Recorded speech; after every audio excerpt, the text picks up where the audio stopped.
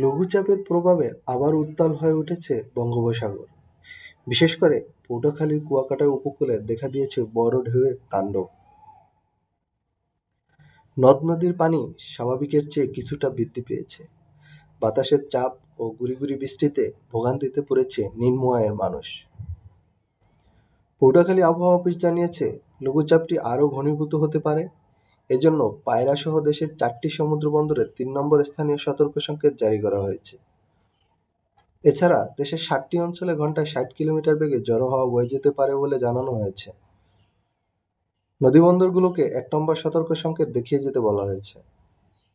বঙ্গোপসাগরে অবস্থানরত মাছ ধরা ট্রলারগুলোকে উপকূলের কাছাকাছি থেকে সাবধানে চলাচলের পরামর্শ দেওয়া হয়েছে।